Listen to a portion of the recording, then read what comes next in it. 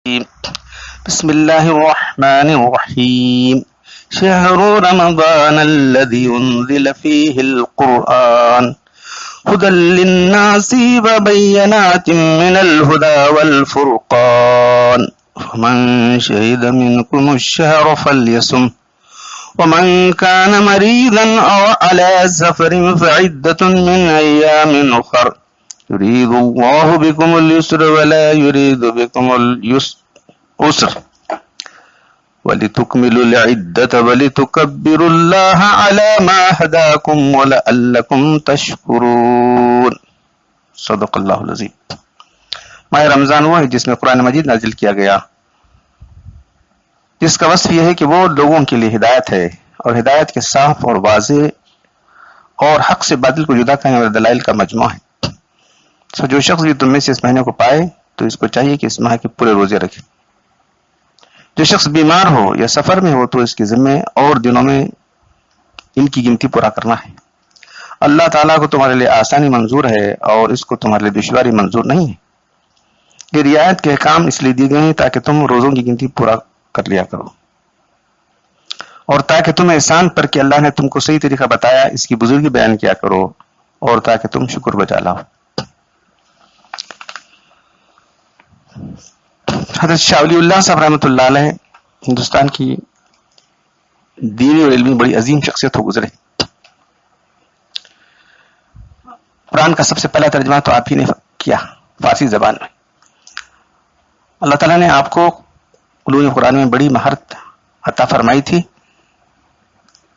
تو آپ نے کتاب لکھی ہے الفوز الکبیر. یہ کتاب قرآن کی تفسیر کے اصول کے بارے میں ہے.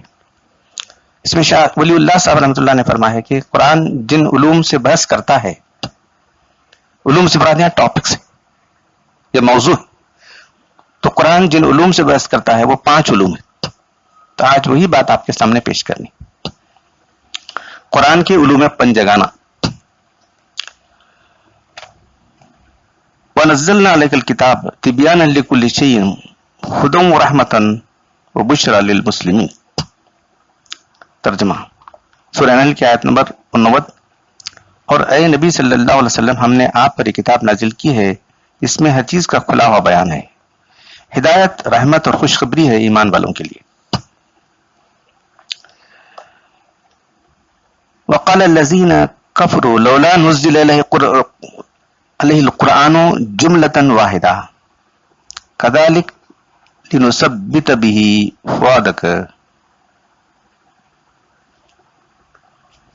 ورتلناه ترتيلا ولا يأتونك بمثل إلا جئناك بالحق وأحسن تفسيرا. اور کافر یوں کہتے ہیں کہ نبی پر پورا قرآن ایک دفعہ کیوں نازل نہیں کیا گیا؟ یہ اس لیے کہ آہستہ آہستہ نازل کیا گیا تاکہ ہم اس قرآن کے ذریعے آپ کے دل کو قوی رکھیں، اور اس لیے ہم نے اس کو ٹھہر ٹھہر کر اتارا. اور یہ لوگ کیسا ہی عجیب سوال، انوکھا سوال آپ کے سامنے پیش کریں، مگر ہم اس کا ٹھیک اور خوب مشرح جواب آپ کو عنایت فرما دیتے ہیں.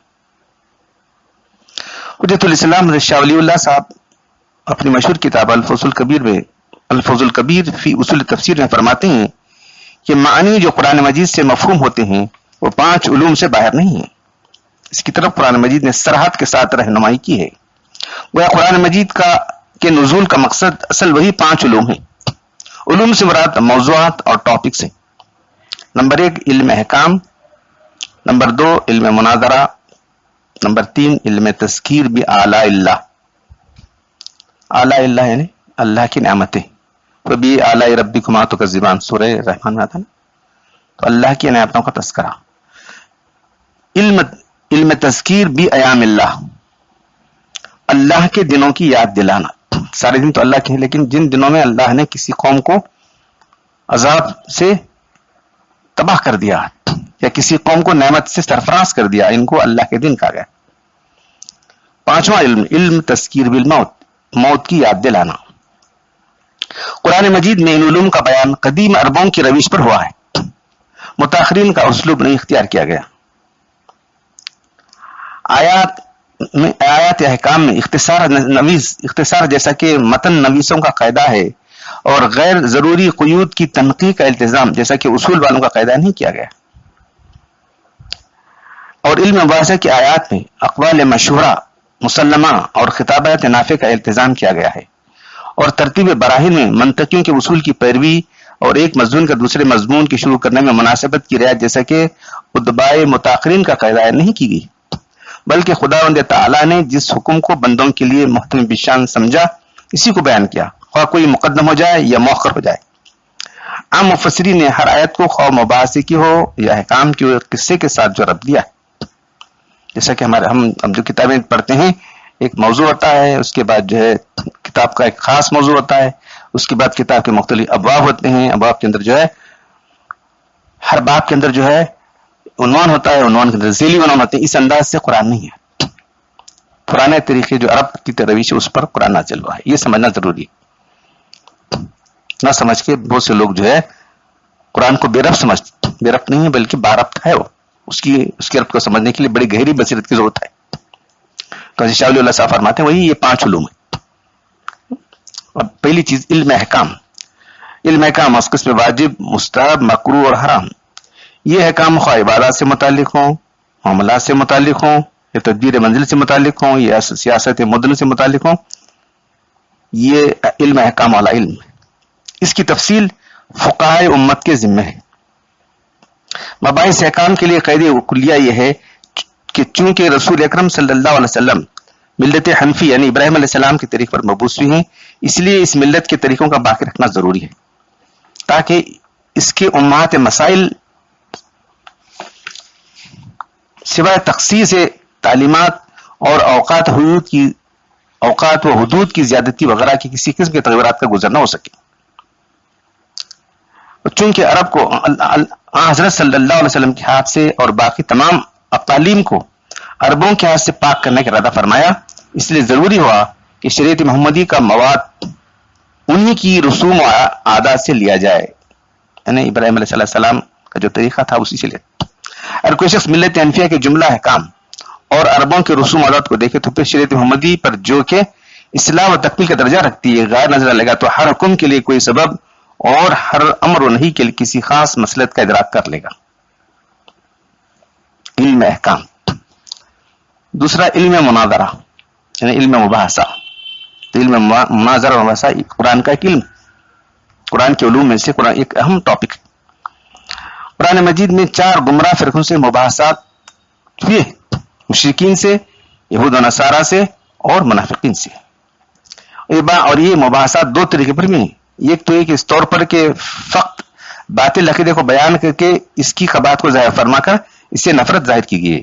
دوسرے ایک کہ گمراہوں کے شبہات بیان کر کے ان کو قطعی دلائل سے یا خطابات سے رد کر دیا گیا، حل کیا گیا. اس علم کی تفصیل متکلمین اسلام کے ذمہ ہے. تیسرا علم تذکیر بآلاء اللہ، مثلا زمین آسمان کا پیدا کرنا، بندوں کا ان کی ضرورتوں کا الہام کرنا، اللہ تعالیٰ کی صفات کاملہ کا بیان. آلاء اللہ اور آیات قدرت صرف وہی باتیں بیان کی جن کو شہری بدوی یعنی دیہاتی عرب و عجم ایک ساتھ سب سمجھ سکیں. سائنٹیفک انداز سے بالکل جو ہے وہ انداز سے نہیں، بالکل ایک عام آدمی سمجھ سکے. بنابر جن نعمتوں کا ذکر مناسب تھا، مثلا زمین آسمان کی پیدائش کرنا، بادلوں سے پانی برسانا، زمین سے پانی کی چشمے جاری کرنا، اس طرح پھل پھول اور اناج غلے اگانا اور ضروری صنعتوں کا الہام کرنا اور ان کے جاری کرنے کی قدرت بخشنا، اور اکثر مقامات میں ہجوم و مصائبات میں اور ان کے دور ہونے کے وقت لوگوں کے رویے کا بدل جانا، اس بدل جانے پر تنبیہ فرمائی ہے. اس لیے کہ یہ امراض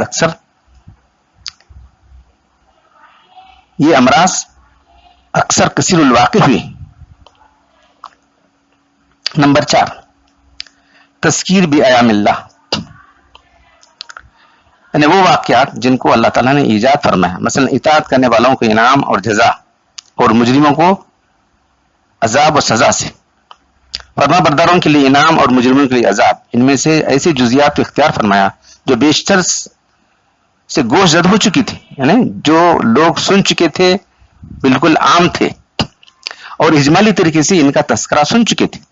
مثلا قوم نوح کے واقعات، کس طرح اللہ نے ان کو غرقاب کر دیا. عاد و سمود کے واقعات جن کو عرب اپنے باپ دادا سے مسلسل سنتے آئے تھے. حضرت ابراہیم علیہ السلام اور انبیاء بنی اسرائیل کی مختلف داستانیں جن سے بوجہ یہود و عرب کے قرن کے اختلاط سے ان کے کان آشنا تھے.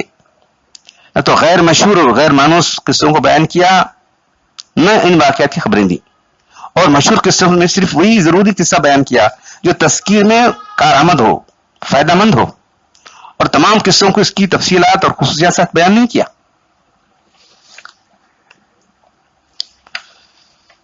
پانچواں، تذکیر بالموت. موت اس کے بعد کے واقعات میں سے چند امور بیان کی فرمائے، جیسے انسانی موت کی کیفیت، انسان کی بے چرگی کا عالم، موت کے بعد جنت دوزخ کو سامنے کرنا، عذاب کے فرشتوں کا آنا، علامات قیامت، حضرت عیسیٰ علیہ السلام کا آسمان سے نازل ہونا، خروج دجال، یاجوج ماجوج کا خروج، سور فنا، سور حشر و نشر، میزان، نامہ اعمال کا دائیں یا بائیں ہاتھ میں دیا جانا، مومن کا جنت میں اور کفار کا جہنم میں داخل ہونا، جہنمیوں کا ایک دوسرے کو لعنت و ملامت کرنا، عذاب کی بیڑیاں، توق، کھولتا ہوا گرم پانی، غساق، زقوم، جنت کی نعمتوں کا ذکر، عالیشان قصر، آب سرد و شیریں کی نہریں، خوشگوار کھانے، لباس ہائے فاخرہ، خوش جمال عورتیں، حوران بہشتی، جنتوں کی باہمی دلکشا صحبتیں، اور مومن کا دیدار الہی سے مشرف ہونا. حسب حال اجمالاً یا تفصیلاً متفرق طریقے سے بیان کیے گئے. تذکیر بآلاء اللہ، تذکیر بایام اللہ اور تذکیر بالموت، ان تینوں کی تفصیل بیان کرنا واعظوں اور مذکروں کی ذمہ ہے. یہ قرآن کے 5 علوم ہیں. اللہ تعالیٰ سے دعا ہے کہ وہ ہمیں علوم قرآن سے وافر حصہ عطا فرمائے. آمین.